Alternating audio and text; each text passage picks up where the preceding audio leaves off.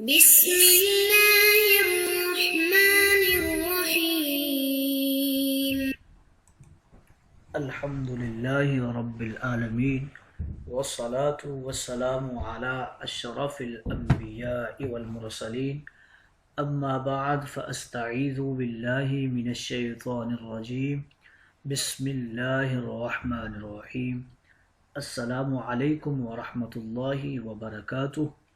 عزیز طلبہ کرام، امید کرتا ہوں احباب خیر سے ہوں گے. انشاءاللہ آج ہم تفسیر جلالین کے درس نمبر 94 میں سپارہ نمبر 17 سے سورہ انبیاء کی منتخب کردہ آیات 108 اور 109 کو پڑھنے کی سعادت حاصل کریں گے، جن میں کلام باری تعالی و کلام مفسر کا ترجمہ ہوگا. ربط و تعلق آیات کو ذکر کرنے کی سعادت حاصل کریں گے. کلام مفسر کی تشریح و توضیح کرتے ہوئے درس پر ہونے والے اعتراضات کا جواب بھی دیا جائے گا. تو آئیے طلبہ کرام بلا تاخیر بڑھتے ہیں اپنے آج کے درس کی طرف. بسم اللہ الرحمن الرحیم. رب تعالی نے ارشاد فرمایا، قل انما یوحا الی انما الہکم الہ واحد فہل انتم مسلمون. آئیے طلبہ کرام سب سے پہلے ان آیات مقدسہ کا ماقبل آیات کے ساتھ ربط اور تعلق جان لیتے ہیں. علماء و مفسرین کرام ان آیات کا ماقبل آیات کے ساتھ پہلا ربط اور تعلق کچھ یوں بیان کرتے ہیں کہ پچھلی آیات میں زبور کے اندر لکھے گئے وعدوں کا ذکر کیا گیا ہے.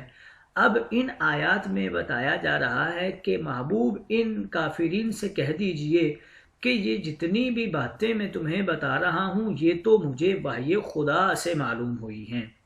دوسرا تعلق ان آیات کا ماقبل آیات کے ساتھ کچھ یوں بیان کرتے ہیں کہ پچھلی آیات کے اندر رب تعالیٰ نے اپنے محبوب کی صفت رحمت کا ذکر کیا ہے کہ میرا محبوب تمام جہانوں جنوں انس کے لیے رحمت ہی رحمت ہے. اب ان آیات میں اپنے معبود برحق ہونے کا اپنے محبوب کی زبانی اعلان کروا رہا ہے کہ میں ہی معبود یکتا و محبود برحق ہوں. ان آیات مقدسہ کا تیسرا تعلق ماقبل آیات کے ساتھ کچھ یوں بیان کرتے ہیں کہ پچھلی آیات کے اندر ذکر کیا گیا ہے کہ رب تعالیٰ اپنی جنت کا وارث نیک بندوں کو بنائے گا. اب ان آیات میں بتا رہے ہیں کہ جنت کا ملنا تو قیامت کے بعد ہوگا. قیامت کے حوالے سے ذکر کر رہے ہیں کہ قیامت کے آنے کا وقت کیا ہے، وہ جلدی آئے گی یا دیر سے آئے گی، یہ سب کچھ تو وحی خدا سے ہی معلوم ہوگا. آئیے طلبہ کرام ربط و تعلق آیات کے بعد بڑھتے ہیں آج کے درس کے ترجمہ کی طرف. بسم اللہ الرحمن الرحیم. رب تعالی نے ارشاد فرمایا، قل انما یوحا الی انما الہکم الہ واحد. محبوب آپ انہیں فرما دیجئے میرے پاس تو یہی وحی کی جاتی ہے کہ تمہارا معبود صرف ایک ہی معبود ہے. یعنی الوہیت کے معاملہ میں میرے پاس تو وحدانیت الہ کی وحی بھیجی جاتی ہے. یعنی میں تمہیں نصیحت کرتا ہوں کہ رب تعالیٰ وہی تمہارا معبود برحق ہے اور وہی معبود یکتا ہے. یہ جو میں بات کرتا ہوں یہ خود سے نہیں کرتا بلکہ مجھے اللہ کی طرف سے اس کا حکم کیا جاتا ہے، پھر میں تم سے یہ بات کرتا ہوں. فَهَلْ أَنْتُمْ مُسْلِمُونَ. کیا تم اس بات کو تسلیم کرتے ہو؟ یعنی تم رب تعالیٰ کی وحدانیت کی جو میں بات کرتا ہوں کہ میری طرف وحی آتی ہے، اس بات کو تم تسلیم کرتے ہو. اور بتا رہے ہیں کہ فحل جو ہے یہ استفہام بمعنی امر ہے، یعنی تمہارے لیے حکم یہ ہے کہ تم اس بات کو تسلیم کر لو. فَإِن تَوَلَّوْا. پس اگر تم روگردانی کرو اس بات سے جو میں نے تمہیں بات کی کہ وحدانیت خدا کی میرے پاس وحی آتی ہے اور وہی تمہارا معبود برحق ہے اور وہی معبود یکتا ہے، اگر اعراض کرتے ہو تو محبوب انہیں کہہ دیجئے کہ میں تمہیں واضح طور پہ عذاب کے بارے میں بتا چکا ہوں، اور یہ برابر ہے فاعل و مفعول کے لیے ان کے علم کے حوالے سے، نہ مجھے تنہا علم ہے نہ تمہیں تنہا علم ہے، بس تیاری کر لو، پھر اس عذاب کی خود کو تیار کر لو، اور میں نہیں جانتا کہ جس عذاب کا تمہارے ساتھ وعدہ کیا گیا ہے، یعنی قیامت جو عذاب پر مشتمل ہوگی، وہ جلدی سے آنے والی ہے یا دیر سے آنے والی ہے، اس کے آنے کی مدت کو تو رب تعالی ہی بہتر جانتے ہیں۔ آئیے طلبہ کرام ترجمہ کے بعد بڑھتے ہیں آج کے درس کی تشریح و توضیح کی طرف۔ یہاں سے رب تعالی اپنے محبوب کو ذکر فرما رہا ہے کہ محبوب ان سے کہہ دیجئے، میری طرف بار بار یہی وحی فرمائی جا رہی ہے کہ تم سب کا معبود فقط ایک ہی معبود ہے۔ خیال رہے کہ یہاں حصر کے لیے 2 بار لفظ حصر آیا، پہلے انما پھر انما، دونوں میں فرق یہ ہے کہ انما یوحا نے حکم میں شے کو منحصر کیا ہے، انما الہکم نے شے میں حکم کو منحصر کیا ہے۔ وحی حکم ہے اور الیہ شے ہے، معنی یہ ہوا کہ یہ وحی کی جاتی ہے میری طرف، اور دوسری جگہ الہ واحد شے ہے اور حکم الہکم ہے۔ اس کا حصری معنی یہ ہے کہ ایک ہی ہے تم سب کا معبود۔ آیت کا منشا اور مقصد یہ بیان کرنا ہے کہ معبودیت سے متعلق مجھے جب بھی وحی کی گئی تو یہی وحی کی گئی ہے کہ ایک ہی معبود ہے تم ساری کی ساری مخلوق کا۔ فَهَلْ أَنْتُمْ مُسْلِمُونَ، تو کیا تم اب بھی مسلمان ہوتے ہو کہ نہیں؟ تم اب بھی اس چیز کو تسلیم کرتے ہو یا نہیں؟ اب تو دین اسلام کو ماننا تم پر واجب ہو گیا ہے۔ بتا رہے ہیں کہ یہ استفہام جو ہے یہ بمانے امر ہے، یعنی تمہارے لیے حکم یہ ہے کہ اب تو تم اس کی توحید کے اوپر ایمان لے آؤ اور اس دین الہی کے اوپر کار بند ہو جاؤ۔ فَإِن تَوَلَّوْا، پس محبوب اگر یہ بدقسمت اب بھی ایمان سے منہ پھیر لیں اور کفر اور شرک کو نہ چھوڑیں، تو علی الاعلان فرما دیجئے میرا کام یہی تھا کہ میں تمہیں عذاب سے باخبر کر دوں، اور شروع دن سے تم سب کو یہی بات سمجھاتے چلا آ رہا ہوں۔ علی سواء، اس کے اندر 3 چیزوں کی برابری بیان ہوئی ہے، ایک تو تبلیغ کی برابری بیان کی ہے، دوسرا وقت کی برابری بیان کی ہے، اور تیسرا افراد کی برابری بیان کی ہے، یعنی میں تمہارے ساتھ میں نے جو تبلیغ کی ہے تمہیں یہ برابری کے طور پہ ہے، یعنی تمہیں سب کو اکٹھا ہی سمجھا دیا ہے۔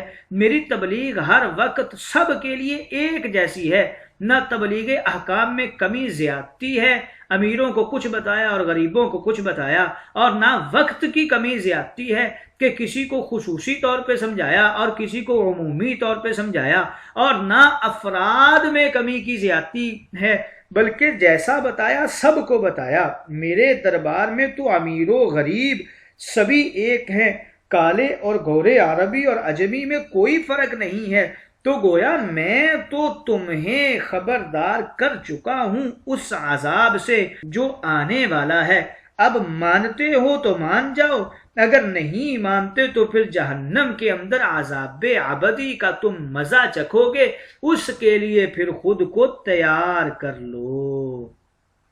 وَإِنْ أَدْرِي أَقَرِيبٌ أَمْ بَعِيدٌ مَا تُوعَدُونَ، اور عقلی اندازوں سے تو یہ بھی نہیں پتا کہ وہ عذاب جس کی خبریں بارہا تم کو میں سنا چکا ہوں، یہ ساری باتیں کوئی اور نہیں بتاتا، یہ تو مجھے رب کی طرف سے وحی ہوتی ہیں۔ اور فرمایا کہ میں نہیں جانتا جس عذاب کا تمہارے ساتھ وعدہ کیا گیا ہے، یعنی وہ عذاب جو قیامت ہے اور وہ سخت عذاب کے اوپر مشتمل ہوگی، وہ کب آئے گی، وہ جلدی آنے والی ہے یا دیر سے آنے والی ہے، یا پھر اس کا کیا معاملہ ہے، یہ تو اللہ کے ہی علم کے اندر ہے۔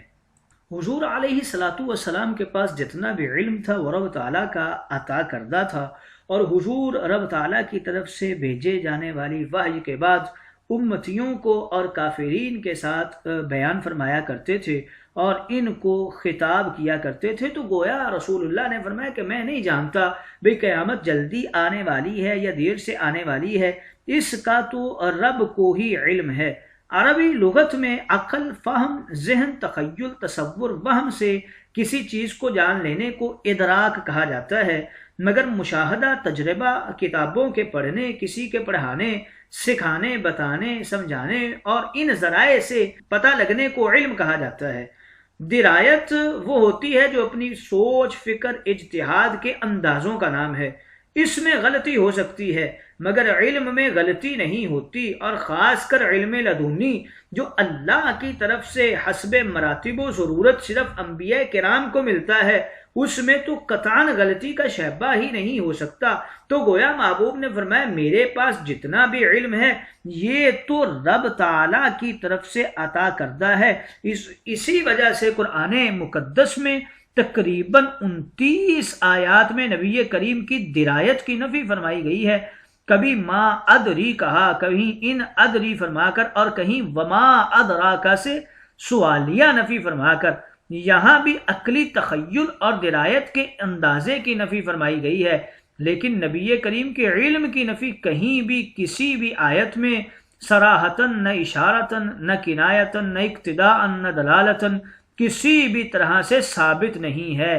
ہاں البتہ آپ کے علم ما کان و ما یکون کا ذکر اور ثبوت قرآن کی مختلف آیات میں فرمایا گیا ہے، اور یہاں بھی سمجھایا جا رہا ہے کہ میں حقیقت علمی سے تو تم کو ایک ایک بات کی خبر دے چکا ہوں، جو خبریں و ان ادری میری درایت سے نہیں بلکہ علم سے ہیں۔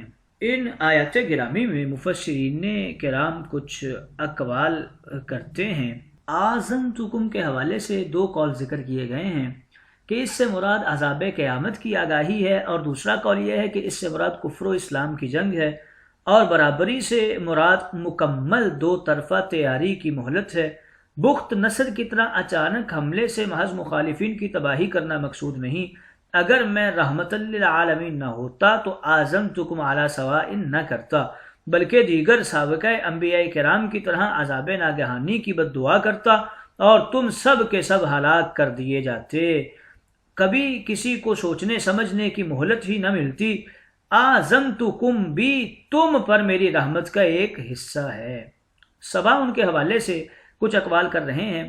پہلا قول اس میں یہ ہے کہ اس سے مراد نبی کریم کی تبلیغ ہے، اور دوسرا قول یہ ہے اس سے مراد جنگ و جہاد کی اطلاع دینا ہے تاکہ 2 طرفہ برابر تیاری کر لیں، کفار کو کوئی حسرت نہ رہے۔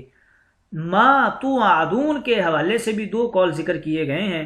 ایک یہ ہے کہ اس سے مراد دنیاوی ذلت ہے جو مسلمانوں کے ہاتھوں جنگ میں اٹھائی جائے گی کفار کے لیے، اور یہ غیبی سچی خبر ہے۔ اور دوسری اس میں قول یہ کرتے ہیں کہ اس سے مراد قیامت کی ذلت ہے۔ آئیے طلبہ کرام تشریح و توضیح کے بعد بڑھتے ہیں آج کے درس پر ہونے والے اعتراضات کی طرف۔ اعتراض یہ ہوتا ہے کہ یہاں فرمایا گیا انما الہکم الہ واحد، اس سے ظاہر ہوتا ہے کہ اللہ تعالیٰ کی صفت صرف واحد ہونا ہے، حالانکہ اللہ کی تو بے شمار صفات ہیں، اور یہاں انما نہیں فرمانا چاہیے تھا۔